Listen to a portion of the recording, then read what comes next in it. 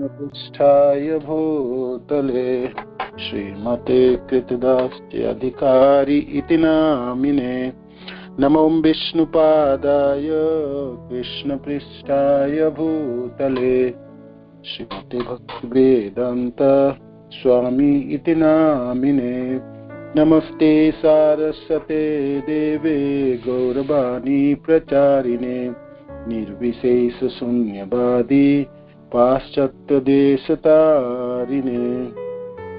श्रील प्रभुपाद की जय, गुरु महाराज की जय, सब भक्तवृंद की जय, निताय गौर प्रेमानंदे। हरि हरि बोल।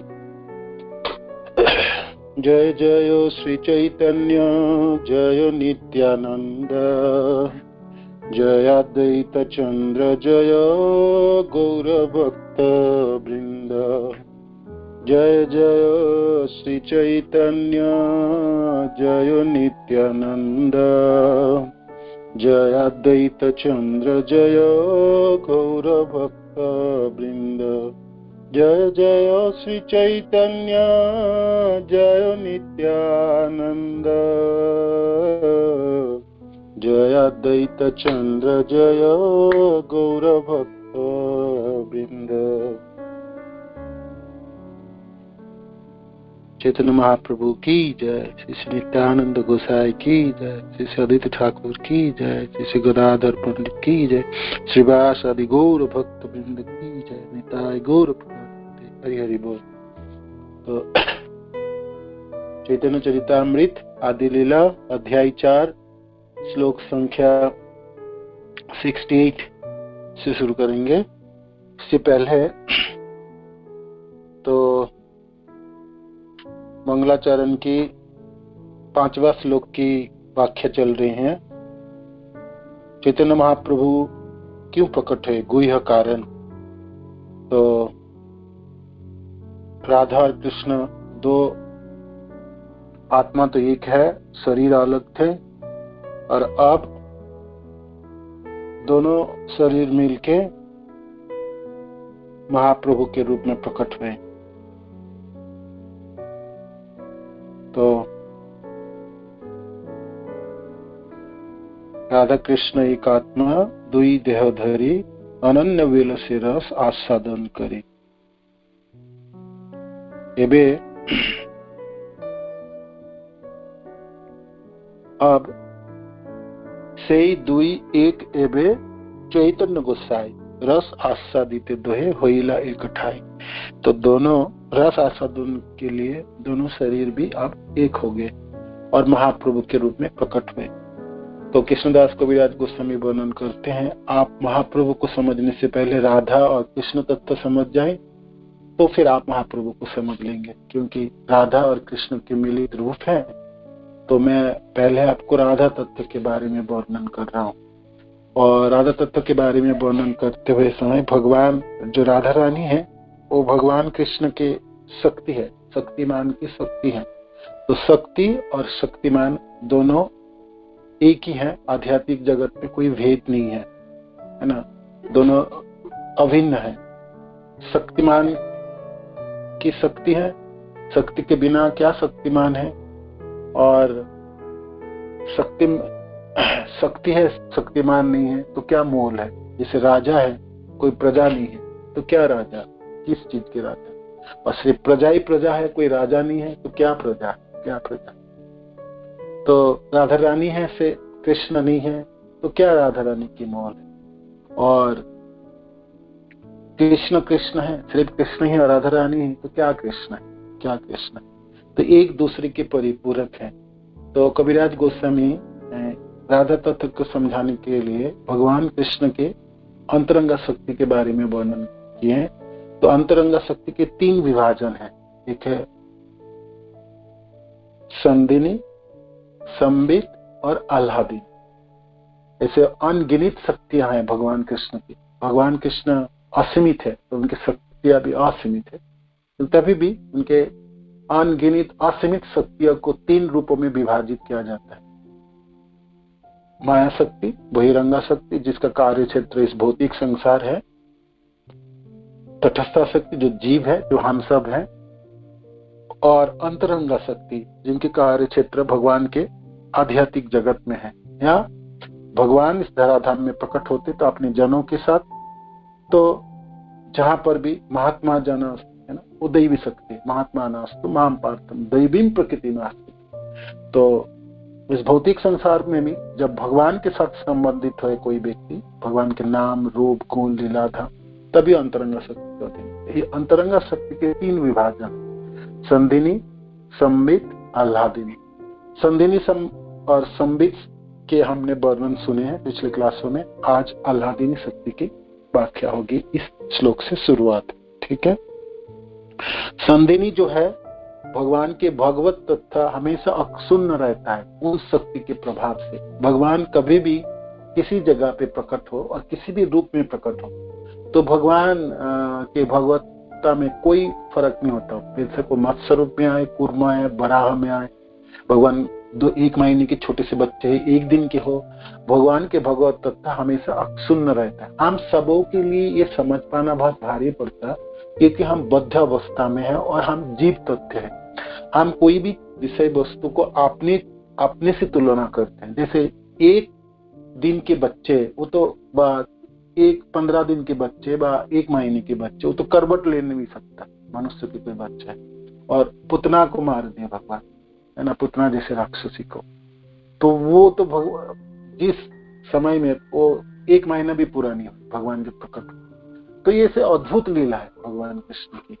तो आप कृष्ण को मनुष्य के जीवन यात्राओं के साथ तुलना करने के प्रयास करें तो हमेशा हम उसमें दंड में पड़ रहेंगे और हमको लगेंगे ये कैसे हो सकता, अद्भुत है।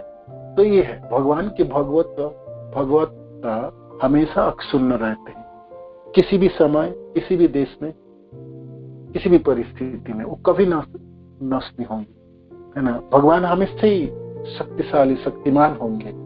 वो माया दर आबद्ध नहीं होंगे, वो परवश नहीं होंगे, उनमें कोई कमी नहीं होंगी, अच्युत है, च्युत गिरेंगे नहीं कभी, है ना। तो ये अक्षुण्ण जो रहता है, जिस शक्ति के प्रभाव से भगवत्ता हमेशा अक्षुण्ण रहते हैं भगवान में, वो उनकी संधिनी शक्ति है, जिसकी व्याख्या श्लोक के साथ हमने किए थे।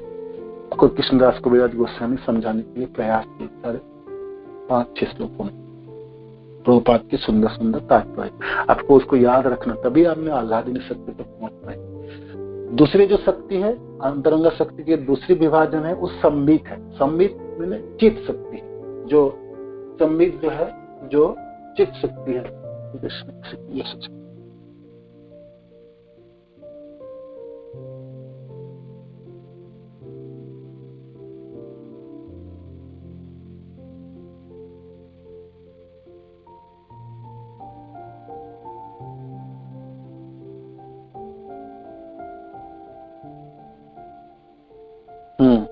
तो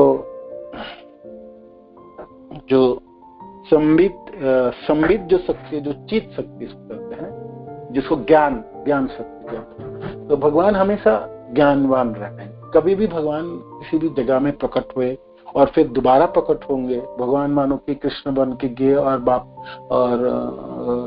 सधाम प्रस्थान के फिर दोबारा प्रकट होंगे, महाप्रभु के रूप में आए, तो भगवान को फिर किसी स्कूल कॉलेज में जाके पढ़ने की जरूरत नहीं। हमेशा ज्ञानवान है, ज्ञान अक्षुण्ण रहेंगे, कभी भी नष्ट नहीं होने वाला, है ना। तो ये उनकी संबित शक्ति के वजह से, चित्त शक्ति के वजह से, शक्ति के प्रभाव से भगवान हमेशा ज्ञानवान है ना।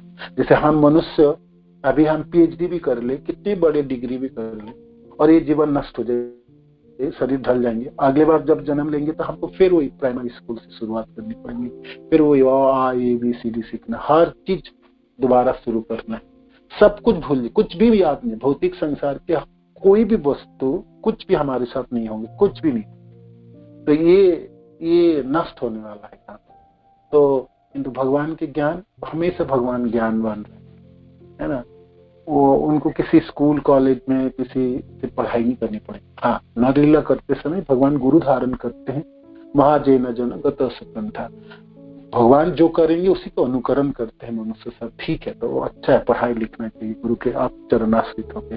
किंतु भगवान कभी भी पढ़ते समय आप जैसे संदीपनी मुनि के आश्रम में भगवान 64 कला तो कुछ दिनों में ही ग्रहण कर ली, एक एक दिनों में एक एक कला पारदर्शी बन गए। या निमाई पंडित, निमाई जब टोल में पढ़ रहे थे तो चैतन्य भागवत में वर्णन है कैसे करके ग्रहण कर रहे थे अपने गंगादास जी के टोल पे पढ़ाई करने जाते थे निमाई, है ना। निमाई सुंदर, बहुत सुंदर देखने भगवान, है ना।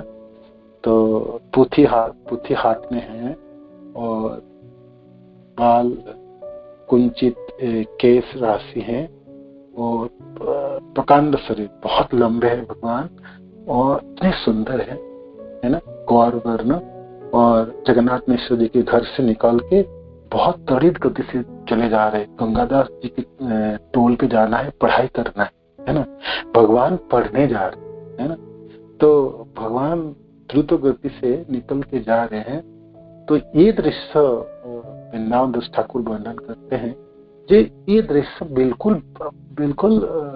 मुग्ध करने वाले हैं। भगवान पढ़ुआ के रूप में, छात्र के रूप में पढ़ने जा रहे हैं, जो पूरे संसार को सिखाने वाले हैं, जिनकी ज्ञान कभी भी नष्ट ना होने वाला, अक्षुण्ण रहने वाले, वो कृष्ण आज गौरांग के रूप में पढ़ने जा रहे गंगादास जी के, गंगादास पंडित के टोल पे। तो देखने में कितने सुंदर है वो वर्णन है। और त्वरित गति से जा रहे, पुथी हाथ में पकड़े हुए गौरांग महाप्रभु पढ़ने जा रहे, छात्र पढ़ुआ के रूप, है ना। तो ये एक लीला है भगवान सबों को दिखाने के। देखो, गुरु धारण करना सबों को, बेशक भगवान भी हो वो किए हैं, तो हर मनुष्य को तो यही पढ़नी है, गुरुदेव के चरण आश्रित होके ज्ञान ग्रहण करनी चाहिए। तो भगवान के ज्ञान अक्षुण्ण रहते हमेशा, वो उनके संबित शक्ति के प्रभाव से, ठीक है। तो ये दोनों शक्ति हमने सुनी। अब आई आह्लादिनी शक्ति। आह्लादिनी शक्ति के क्या है? आह्लादिनी शक्ति द्वारा भगवान खुद आह्लादित होते, आनंदित होते हैं। जो शक्ति के प्रभाव से भगवान को आनंद, भगवान सबों को आनंदित है, आनंद के स्रोत है, आगार है ना। जैसे सरोवर है, वहां से झरने की तरह प्रभावित है आनंद, तो सबों में, सब दिशाओं में आनंद प्रभावित होते हैं। किंतु भगवान को भी आह्लादिनी शक्ति के ऐसे सुंदर प्रभाव है, उनका ऐसे भगवान खुद भी आनंदित होते हैं। दूसरे को तो वो आनंद देते ही हैं, किंतु खुद जो आनंद के अनुभव करते हैं, उपभोग करते हैं, आनंद से आप्लावित होते हैं भगवान कृष्ण, वो उनके आह्लादिनी शक्ति के प्रभाव से। तो यहाँ से ये वर्णन है श्लोक, ठीक है, आह्लादिनी शक्ति की। ये तीनों चीजों को आप याद रखिए, क्योंकि आगे फिर हमको समझने में सहायता होगी, ठीक है।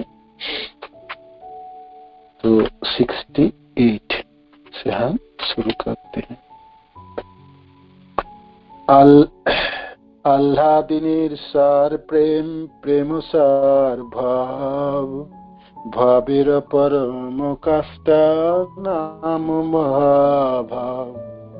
आह्लादिनीर्सार प्रेम सार भाव, भावेर परम काष्ठा नाम महाभाव। आह्लादिनी शक्ति का सार जो है वो भगवत प्रेम। आह्लादिनी शक्ति का जो सार है, जो निर्यास है, वो भगवत प्रेम है। भगवत प्रेम का सार भाव है, प्रेम सार भाव, और भाव का चरम विकास महाभाव है। आह्लादिनी शक्ति हमने देखे, अंतरंग शक्ति के तीसरा विभाजन है, संदिनी, सम्मित, आह्लादिनी। तो ये जो आह्लादिनी है शक्ति, इनकी क्या प्रभाव? इनके इस आह्लादिनी शक्ति के प्रभाव से भगवान खुद आनंदित होते हैं, है ना, या भगवान को आनंद प्रदान किया जाता है। तो ये तो मोटा मोटा यहाँ से शुरुआत है, किंतु इस शक्ति को जो निर्यास है वो भगवत प्रेम है।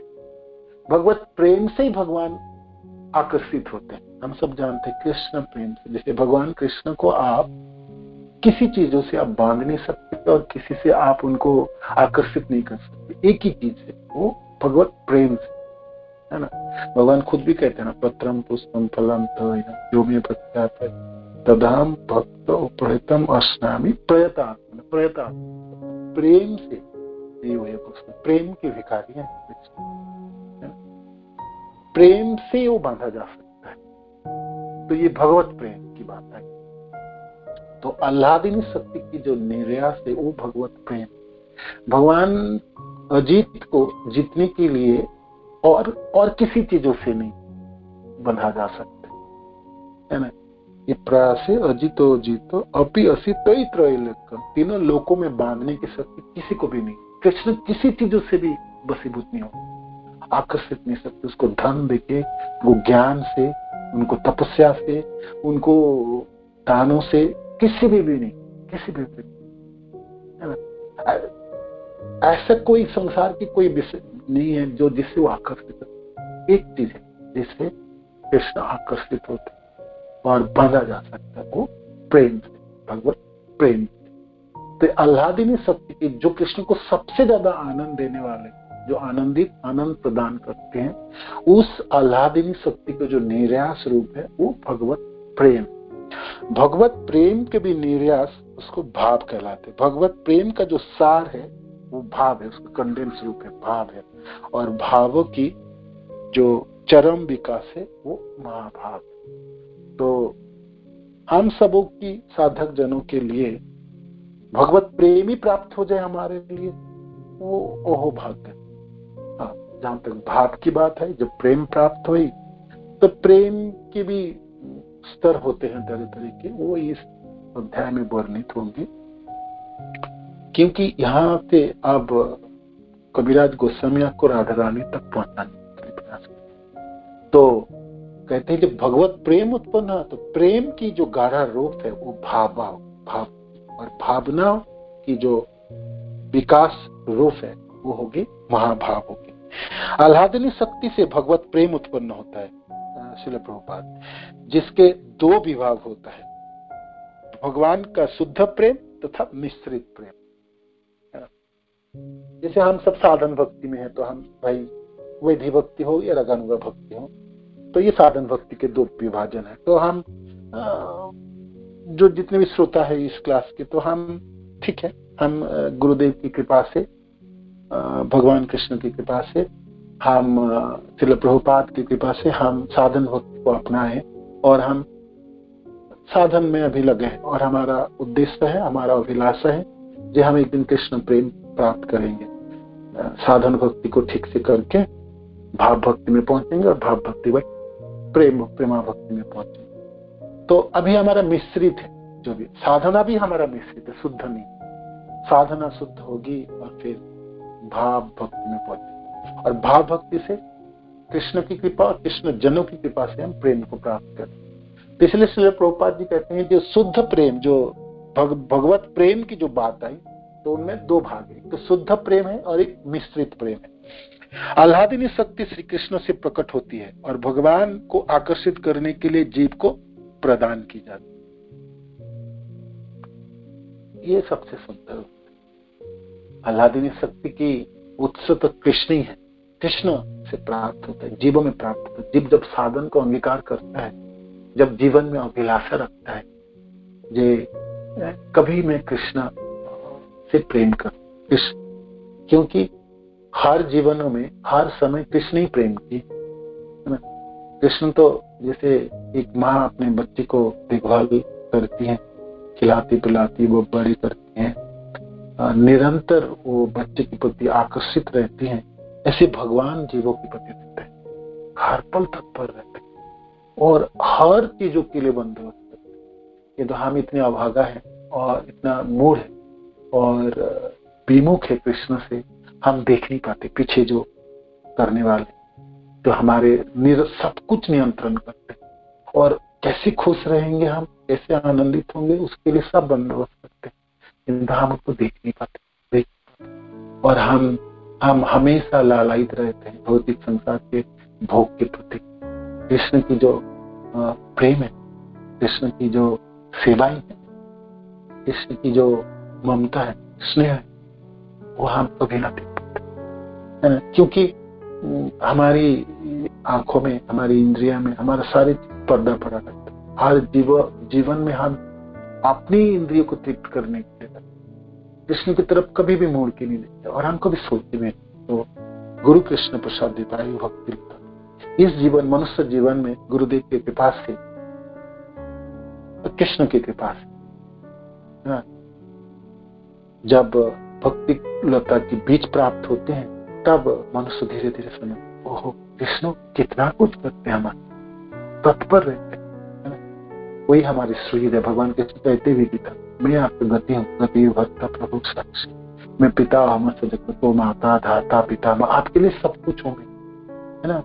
मेरे जैसा सज्जनता कोई भी ना, तो तुम मेरे से भी मुक्त क्यों रहते, तुम सबों को अपनाते हो, मेरे में क्या खोट है, मैंने मेरे में कमी क्या है बताओ तो सही, मेरे को क्यों नहीं अपनाते। दोनों हाथ बढ़ा के मेरे को अपनाने में क्या क्या क्या बाधा है में?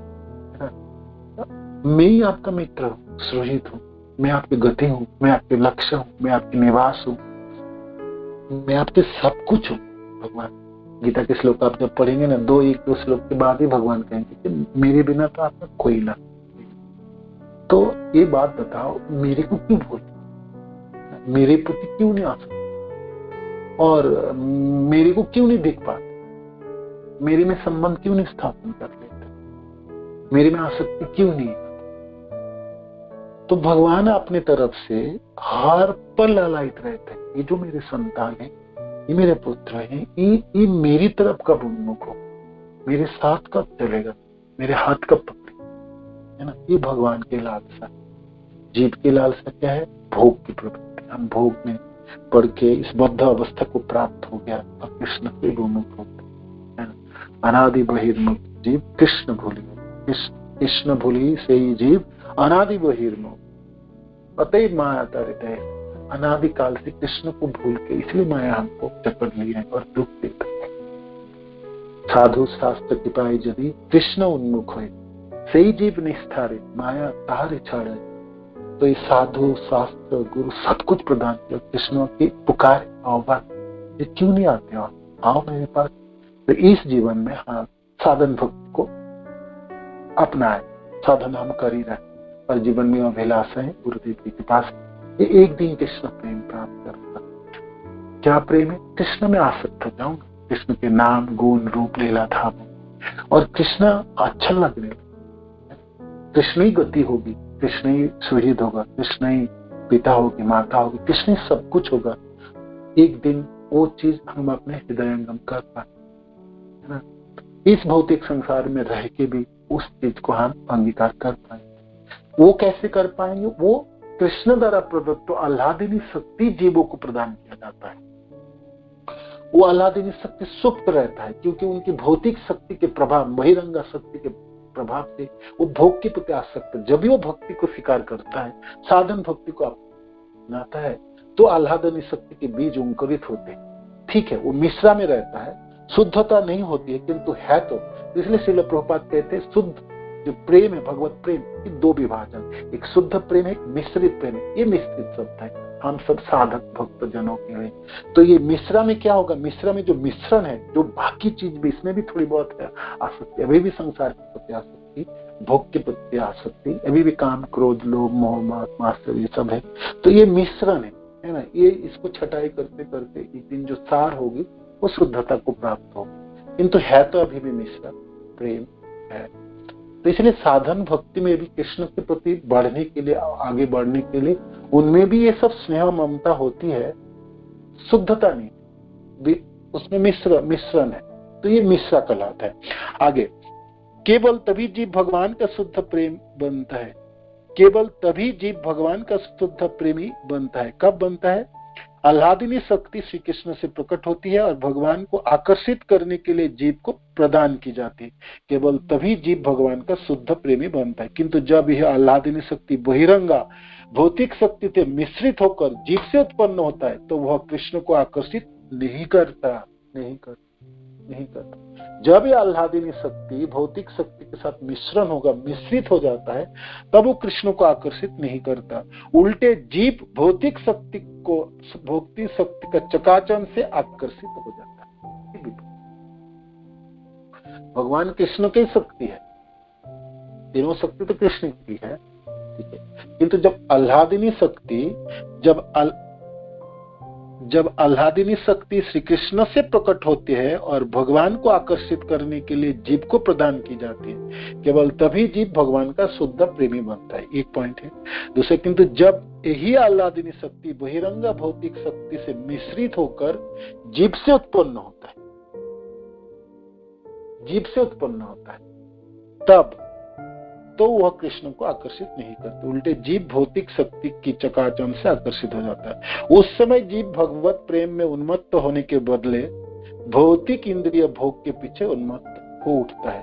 तब भौतिक प्रकृति के गुणों का संग करने के कारण वह इसकी दुखदायी भावनाओं की अंत क्रियाओं से बद्ध हो जाता है,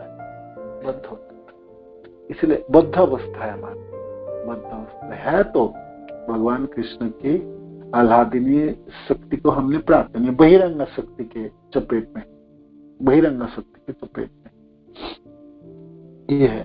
बहिरंग शक्ति के चपेट में होने से हमको भौतिक संसार चकाचौंध कराता है, भौतिक संसार आकर्षित लगता है, आकर्षण हमारे आकर्षण भौतिक संसार के प्रति, धन के प्रति, जस के प्रति लोभ, लालसा है, काम, क्रोध, लोभ, मोह, मद, मात्सर्य, ये सब इनकी उपज है इस भौतिक संसार की।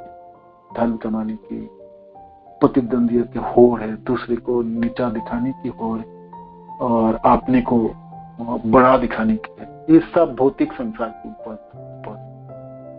इनकी बहिरंग शक्ति के अधीन है। किंतु इसी भौतिक संसार में जब भगवान के नाम, गुण, रूप, लीला धामों में व्यक्ति रहता है तो वो महात्मा कहलाते। महात्मा नास्तु माम पार्थ दैवी प्रकृति में आश्रिता, है ना। दैवी प्रकृति के आह्लादिनी अंतरंग शक्ति के जब अधीन होते हैं व्यक्ति, अधीन मीन कब होता है? जब इसी संसार में रहते हुए भी भगवान कृष्ण के नाम जपता है, कृष्ण की कथा सुनता है, कृष्ण के भक्तजनों की संग करता है, गुण, भगवान कृष्ण के गुणों की बखान करता है, गुण लीलाओं की वर्णन होती है, श्रवण होती है, भगवत जनों की गुणों की वर्णन होती है, भगवत जनों की प्रशंसा होती है, तब ये दैवी गुणों के अधीन हो जाता है। और वो फिर अंतरंग शक्ति के अधीन होने से वो कृष्ण के प्रति आकर्षित हो जाता है, और कृष्ण भी आकर्षित होता है उसमें, कृष्ण भी अपने भक्त जनों के प्रति आकर्षित होता है। एक भक्त भगवत प्रेम की वजह से जितनी कृष्ण से आकर्षित है, कृष्ण भी उतने ही आकर्षित होते हैं। आकर्षण दोनों तरफ, एक तरफा तो होते नहीं, दोनों तरफ। कृष्ण के प्रति आसक्त होता है, संसार के सब कुछ छोड़ छाड़ के कृष्ण की प्रेम प्राप्त करने के लिए, कृष्ण चरणाश्रित होने के लिए तीनवत मलवत परित्याग करता है, तो कृष्ण भी उस भक्त के प्रति आकर्षित है जितने भक्त आकर्षित। तो भौतिक है तो कृष्ण की ही शक्ति है तीनों, किंतु बहिरंगा शक्ति के अधीन होने से भौतिक संसार के प्रति भोग की और इंद्रिय तृप्ति की, भौतिक संसार के चकाचौंध में जीव बांध जाता है। वही जीव जब कृष्ण के अंतरंग शक्ति के अधीन हो जाते हैं, अंतरंग शक्ति की, किंतु अंतरंग शक्ति स्वयं कृष्ण से है, और अंतरंग शक्ति के अधीन हो जाने से, अंतरंग शक्ति के प्रभाव से वो इस भक्ति संसार के चकाचौंध को वो तृणवत मलवत छोड़ते हैं और भगवान के भगवत प्रेम की तरफ आगे बढ़ जाता है, जो कृष्ण को भी आकर्षित करते हैं। ठीक है, यहाँ से आगे बढ़ते हैं। महाभाव स्वरूपा श्री राधा ठाकुर रानी, सर्वगुण खनि कृष्ण कांता शिरोमणि। भगवत प्रेम, प्रेम के बाद भाव, भाव के बाद महाभाव है। तो ये जो महाभाव है, ये महाभाव स्वरूपा श्री राधा ठाकुर रानी, ये राधा रानी जो राधा ठाकुर रानी, ये महाभाव स्वरूपा। आप इस सब श्लोक को सुनते समय आपको ध्यान रखना चाहिए, कृष्णदास कविराज गोस्वामी जी को चैतन्य महाप्रभु को समझाऊंगा, मैं पहले राधा रानी को समझा देता हूँ, फिर कृष्ण को समझाता हूँ, राधा तत्व को समझाता हूँ, कृष्ण तत्व को समझाता हूँ, दोनों को मिलित रूप महाप्रभु है, इसलिए आपको अच्छी तरह से समझना है। तो राधा रानी की बात आई। आप राधा रानी अंतरंग शक्ति तथा आह्लादिनी शक्ति की महाभाव स्वरूपिणी, ठीक है। भगवत प्रेम, प्रेम की सार भाव, भाव की सार महाभाव, उसी महाभाव की स्वरूपा है। मूर्तिमान, जो मूर्तिमंती, महाभाव मानो कि विग्रह के रूप धारण के मूर्ति से प्रकट हो जाए, मूर्तिमान हो जाए महाभाव, तो वो कौन है? वो राधा रानी, राधा ठाकुर। सर्व गुण खनी कृष्ण कांत, सारे गुणों की खान है, सब कुछ जो कृष्ण को आकर्षित कर सकते, हर चीजों उनकी सब वो गुणावली उसमें है जो कृष्ण को आकर्षण करने में सामर्थ्य रखते हैं। सर्व गुणों खनी कृष्ण कांता शिरोमणि, समस्त सद्गुणों की खाने और भगवान कृष्ण की सारी प्रियतमा में शिरोमणि। जितने भी भक्त इस संसार, इस ब्रह्मांड और ब्रह्मांड और ब्रह्मांड, अनगिनत ब्रह्मांड है, महा करुणक से विष्णु की रोमकूप से अनगिनत ब्रह्मांड उत्पन्न, तो सारे ब्रह्मांड में जितने भी भक्त हुए कृष्ण, जो पीछे हुए, जब अभी हैं, जो आगे होने वाले भविष्य में, सबों भक्तों में सर्वोपरि शिरोमणि है श्री राधा रानी। राधा रानी की भक्ति जैसा कोई, उनकी बराबर कोई नहीं। जितने भी भगवान के माधुर्य रसों में जितनी प्रियतमा हो, सर्वोपरि राधा रानी। आह्लादिनी शक्ति का निर्मल कार्य ब्रज बालाओं तथा उनमें सर्वोपरि श्रीमती राधा रानी के व्यवहार में प्रदर्शित होता है। आह्लादिनी शक्ति का सार है भगवत प्रेम और भगवत प्रेम का सार है भाव। इस भाव की पराकाष्ठा महाभाव है। श्रीमती राधा रानी दिव्य चेतना की इन तीनों अवस्थाओं की साक्षात मूर्ति है, इसलिए वे भगवत प्रेम की सर्वोच्च सिद्धांत है और श्री कृष्ण की सर्वाधिक प्रिय है। तयोर अपि उभयोर मध्ये राधिका सर्वार्थाधिका महाभाप स्वरूपयम गुणेरति बरियसी। इन्हीं दो गोपियां राधा रानी और चंद्रावली में श्रीमती राधा रानी सभी प्रकार से श्रेष्ठ है। ये महाभाव की मूर्तिमंत स्वरूप है और सद्गुणों में सर्वोपरि है। तयोर उभयोर मध्य राधिका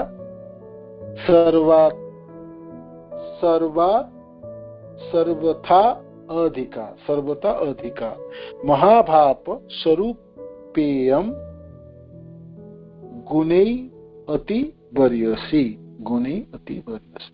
सारे दास्य भक्त को छोड़ दो, सच्चे भक्त की श्रेणी को छोड़ दो, वात्सल्य भक्त की श्रेणी को पूरा छोड़ दीजिए, माधुर्य भक्त में आइए। माधुर्य रस में जो भक्ति कर रहे हैं उनमें से सर्वोपरि है माधुर्य रस में ब्रज के गोपियां है ना, सर्वोपरि है ब्रज के गोपी जन है माधुर्य रस में। और भी बहुत सारे भक्त हुए संसार में, हुए, अभी है, आगे होने वाला है, किंतु सर्वोपरि है श्री गोपी जन है, ब्रज के गोपी जन है। और श्री गोपी जनों में से आप मानो कि प्रतिद्वंदित होने वाले हैं, उनमें से चंद्रावली और राधा रानी गोट है ना, दो प्रतिद्वंदी, दो गोट है। तो उनमें से इस दोनों में भी सर्वोपरि है श्री राधा रानी। रूप गोस्वामी पाद की श्लोक है उज्जवल नीलमणि से। कृष्ण प्रेम भावित जार चित्तेन्द्रिय काई, कृष्ण निज शक्ति राधा किणर सहाय। कृष्ण प्रेम भावित जार चित्तेन्द्रिय काई, कृष्ण निज शक्ति राधा किणर सहाय। कृष्ण प्रेम, उनका मन, इंद्रिया तथा शरीर कृष्ण प्रेम में रंगे हुए। कृष्ण प्रेम भावित जार चित्तेन्द्रिय काय, तो राधा रानी की मन, राधा रानी की इंद्रिया तथा शरीर कृष्ण प्रेम में रंगा हुआ है, कृष्ण प्रेम से रंगा हुआ है, कृष्ण प्रेमियों से बना हुआ है ना। वो चरण, वो उंगलियां, आंखों, हाथ, वो आंखें, मुंह, बाल, सब कुछ है। कृष्ण प्रेम की मूर्तिमान स्वरूप, कृष्ण प्रेम से बना हुआ है ना। वो जैसे इस संसार में मनुष्य के शरीर हड्डी, खून, मांसपेशी से बनता है। मानो कि कोई दिवाली के समय वो मिश्री के मूर्ति नहीं बनती, उसमें से उनके हाथ मिश्री की, पाँव मिश्री की, आंख मिश्री की, कान मिश्री की, उंगली मिश्री की, कहां से भी छोड़ो आप देखो मिश्री, उसकी मिश्री के स्वाद है ना, मिश्री के बनता है ना। तो कृष्ण प्रेम की इकट्ठता, प्रेम को घनीभूत किया जाए और उससे मूर्तिमान बना, और वो मूर्ति मंत्र जो स्वरूप है उसमें जीवन आ जाए। तो वो कैसा बना था, सब कुछ कृष्ण में रंगा हुआ। हालांकि ये रंगा हुआ शब्द कविराज गोस्वामी भाई राधा कुंड के तट पे और पूरे जीवन भर अपनी भक्ति को संपादित किए और जीवन में अभिलाषा रखी और हृदय में हृदयंगम भी किए कृष्ण प्रेम है।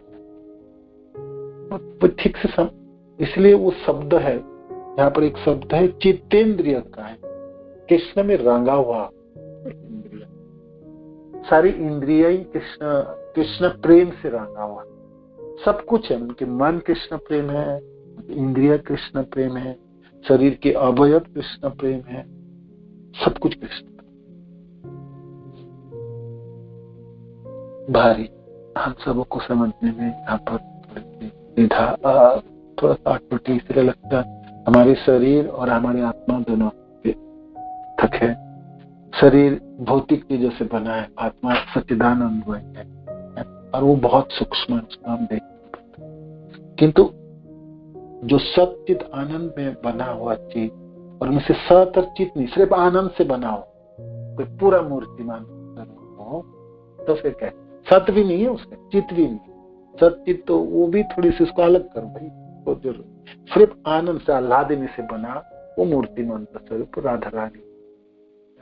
इसलिए राधा रानी की इंद्रिया और मन सब कृष्ण प्रेम से रंगा हुआ है ना। कृष्ण प्रेम भावित जार चित्तेंद्रिय काय, कृष्ण निज शक्ति राधा क्रीड़ा रस है। और ये कृष्ण की निजी शक्ति है, निजी शक्ति है।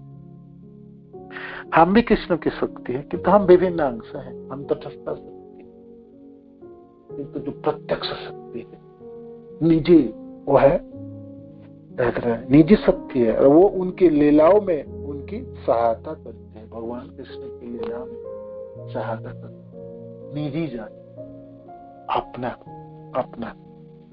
है ना, अपने लोग कृष्ण निजी जान। हम भी है, जैसे भगवान विष्णु के विष्णु तत्व है, जीव तत्व है, तो जो बद्ध जीव है, हम बद्ध जीव है, हम विभिन्न अंश हैं, तो हम जीव ही रहेंगे, बद्ध अवस्था रहे या मुक्त अवस्था रहे, किंतु भगवान कृष्ण अपने को विस्तार करे तो उनकी निजी अंश है, निजी अपना है। जैसे बलराम जी की निजी विस्तार, राधा रानी की निजी विस्तार, निजी जान, निजी शक्ति, ये निजी शक्ति शब्द का अर्थ। कृष्ण निज शक्ति राधा क्रीड़ा रसायन, कृष्ण लीला में सहायता करती है। श्रीमती राधा रानी कृष्ण के समान ही आध्यात्मिक, श्रील प्रभुपाद, उन्हें भौतिक नहीं मानना चाहिए। यह निश्चित रूप से उन बद्ध जीवों के समान नहीं है जिनके भौतिक इंद्रिया से आवृत स्थूल तथा सूक्ष्म भौतिक शरीर है। हमारे स्थूल शरीर है और सूक्ष्म शरीर है, हमारा मिट्टी, जल, वायु, अग्नि, आकाश है ना, भूमि, रपना लोग 5 तत्व से बना ये शरीर, ये स्थूल शरीर है। और फिर 3 सूक्ष्म मन, बुद्धि, अहंकार, 3 सूक्ष्म शरीर है। तो हमारे 2 आवरण है, एक स्थूल शरीर के आवरण है, एक सूक्ष्म शरीर के आवरण, और उसके अंदर आत्मा है जो चिदानंदमय है। किंतु यहाँ पर श्रील प्रभुपाद कहते हैं ऐसा नहीं है। राधा रानी की मूर्तिमान जो दिख रहा है ऐसा नहीं है, भौतिक शरीरों की तरह नहीं है। उसमें आप स्थूल तथा सूक्ष्म भौतिक शरीर के आवरण नहीं है। यह पूर्णतया आध्यात्मिक, नख से लेकर सिर तक आध्यात्मिक है। और उनका शरीर तथा मन दोनों वही आध्यात्मिक स्वरूप।